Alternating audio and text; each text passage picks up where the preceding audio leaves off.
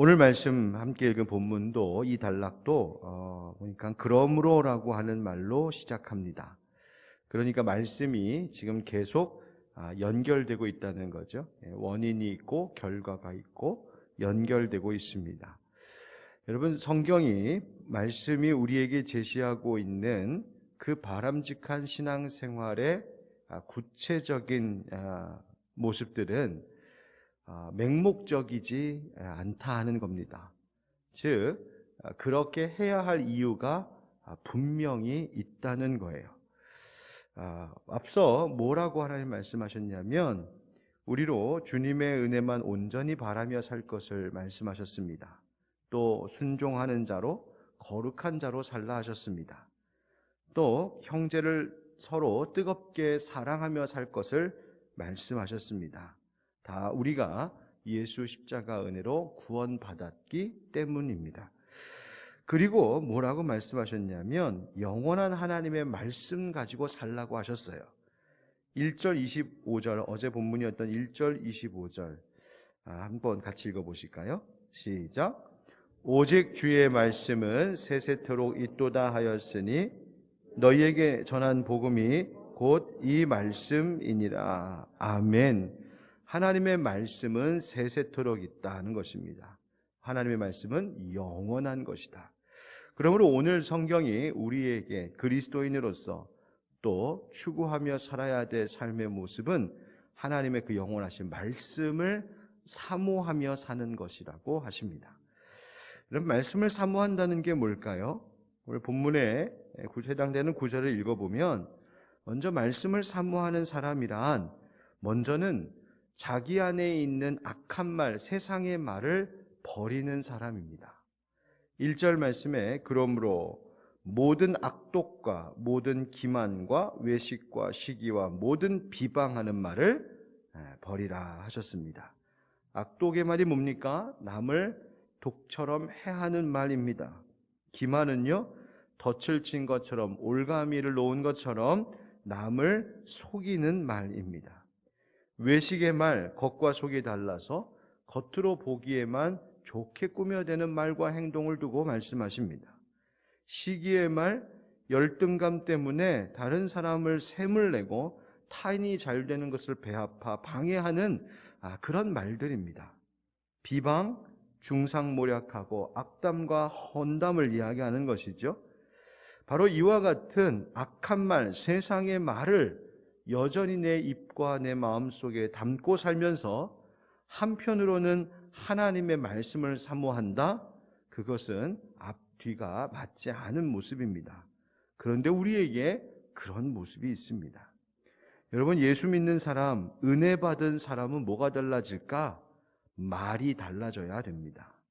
악한 말은 선하게, 거친 말은 부드럽게, 교만한 말은 겸손하게, 어리석은 말은 지혜롭게 바뀌어야 합니다. 여러분, 말씀의 사람 되고 싶으십니까? 그렇다면 내 속에 있는 세상의 악한 말을 버리게 해달라고 성령님께 의지하며 기도하셔야 됩니다. 자, 그런데 이런 악한 말을 버릴 수 있는 힘은 또 어디서 오는가?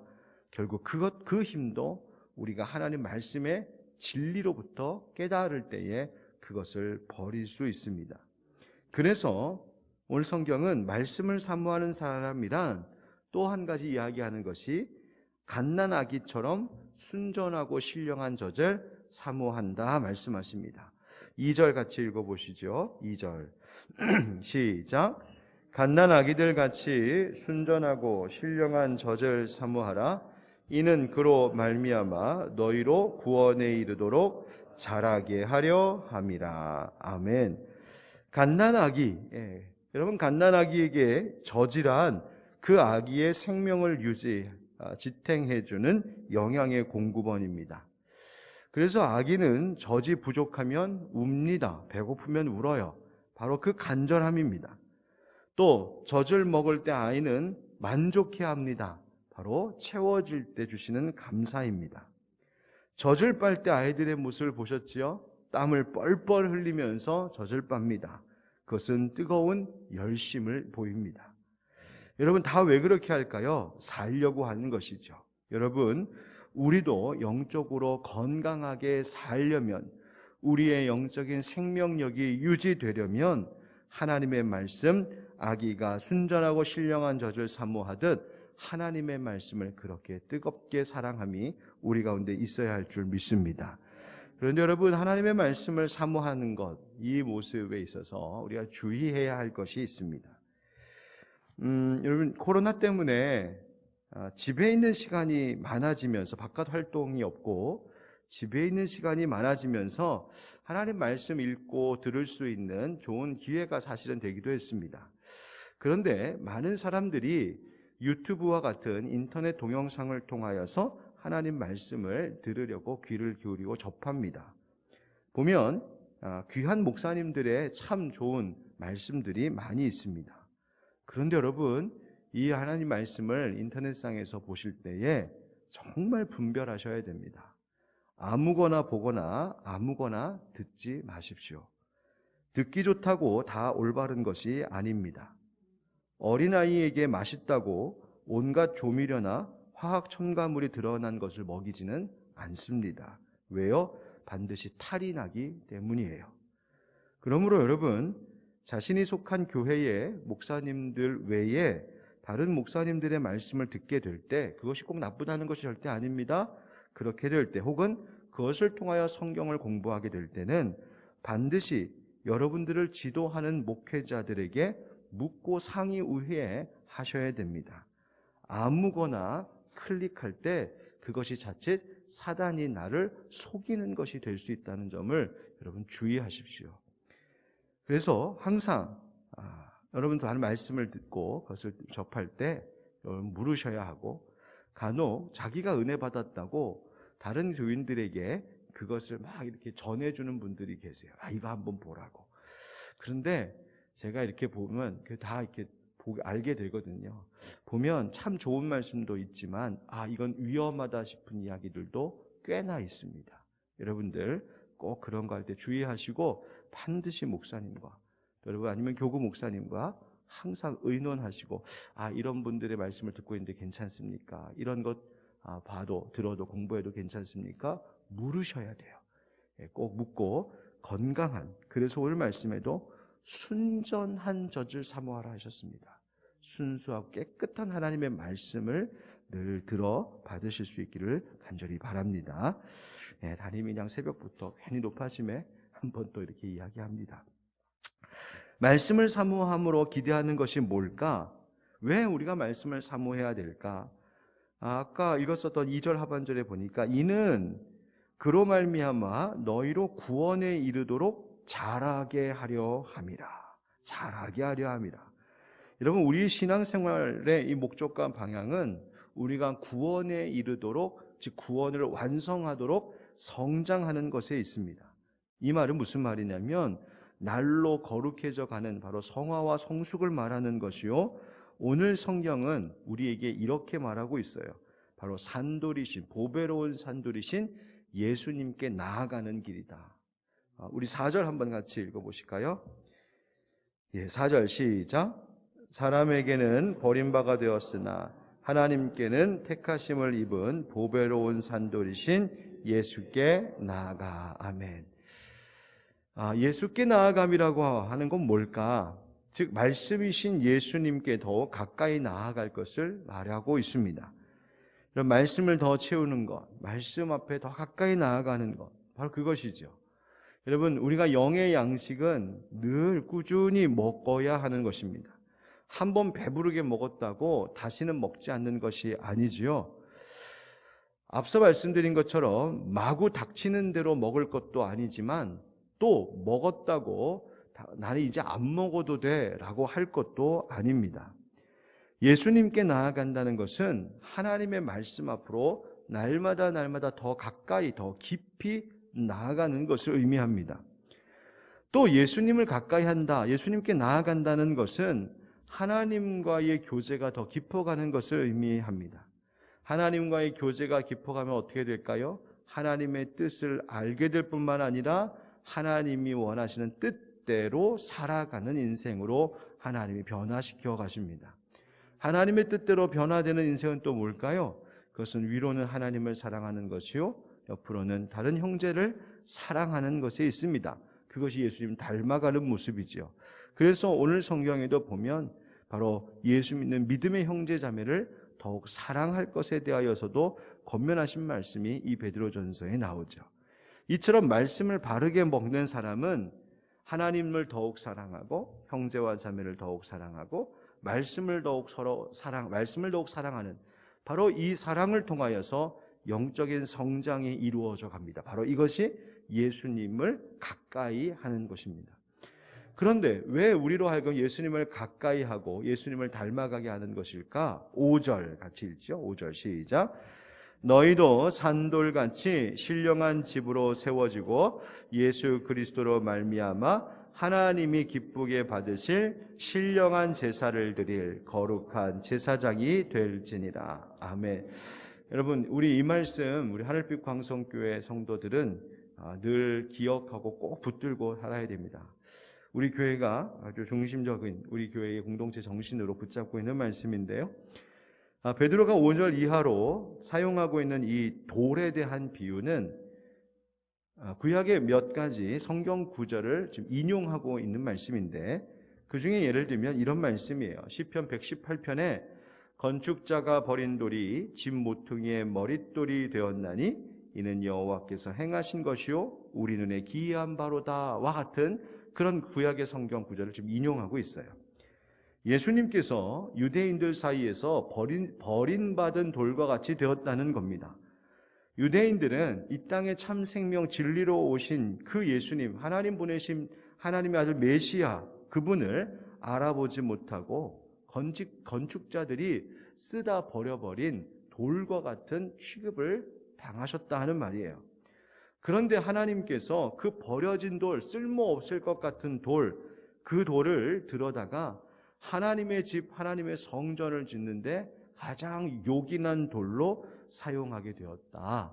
바로 예수님이 그런 모퉁이 돌로 쓰임 받으셨다. 바로 그 말씀이죠.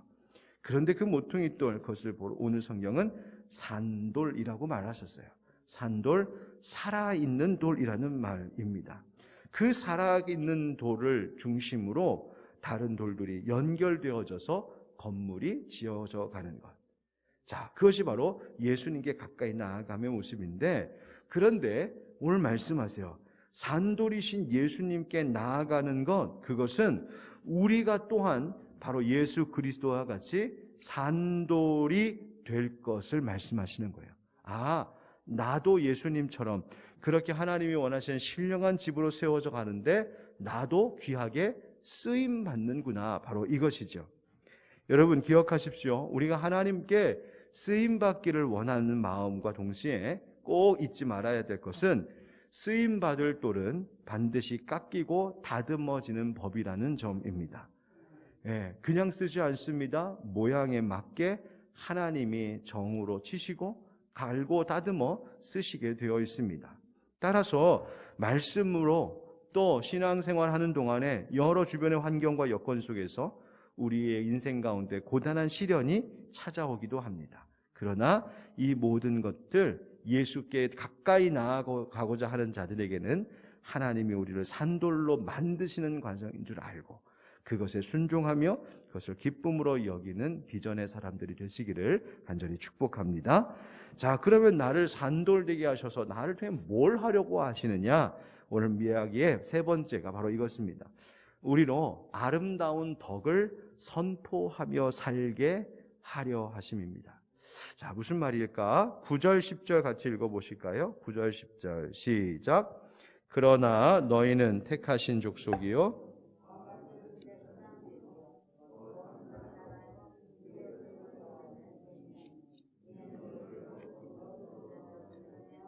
그의 비은 빛에 들어가게 하시니에 아름다운 덕을 선포하게 하려 하심이라.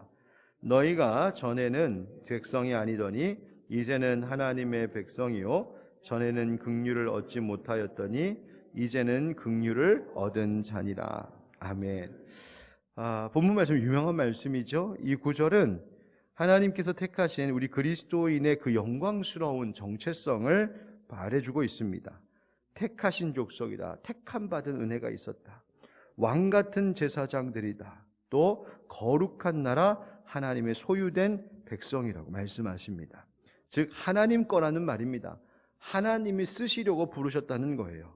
그래서 어둠 속에 버려진 돌처럼 있었던 인생을 불러내 주셔서 그렇게 다듬고 또 정결케 하심으로 요긴한 돌로 하나님이 우리를 쓰신다. 바로 그것입니다. 여러분, 왜 하나님께서 우리를 그렇게 어둠에서 빛으로 옮기셨을까? 목적이 있다는 거예요. 아름다운 덕을 선포하게 하려 하십니다. 여러분, 이 말의 뜻이 뭐냐면 우리를 하나님께서 어둠에서 불러내셔서 그 빛 가운데로 인도하신 우리 주님, 그 하나님의 업적을, 하나님의 능력을 우리의 삶을 통하여서 세상 가운데 선포하며 드러내 보이며 살 분명한 목적이 있다는 겁니다. 여러분 꼭 기억하십시오. 우리 그리스도인들, 나는 하나님이 원하시는 목적이 있는 삶이라는 것을 잊지 마시기 바랍니다. 내가 아무리 초라해 보일지라도, 내가 아무리 기력이 쇠하였다 할지라도 오늘 나로 호흡하며 살게 하셨다면, 나에게 오늘 목숨을, 생명을 허락하셨다면 이 하루는 아무 무의미 없이 지나가는 쓸모없는 하루가 절대 아니라 하나님께서 나를 통하여 그분의 은혜, 그분의 능력을 세상 가운데 보이고자 하시는 하나님의 목적이 있는 이 하루임을 잊지 않기를 축복합니다. 근데 우리 마음속에 그렇게 마음이 무너질 때가 있어요. 자존감이 무너질 때가 있어요. 아유, 내가 오늘 하루 또 살아서 뭐 하나? 내가 무슨 의미가 있나? 아무것도 할 수 없는데. 여러분, 아닙니다. 하나님께서 나를 거룩한 제사장, 신령한 집과 같이 쓰실 줄 믿습니다. 그때마다 내 마음이 무너지고 약해질 때마다 이 말씀을 함께 읽으셔야 돼요. 이 말씀으로 지어진 찬양이 있어서 오늘 새벽이지만 우리 함께 이 찬양 한번 같이 하고 기도하면 좋겠습니다. 때로는 너의 앞에 어려움과 아픔이 있지만, 우리 함께 찬양하고, 우리 가정에서 지금 영상을 통해 함께하고 계신 성도님들도 함께 찬양하면 좋겠습니다.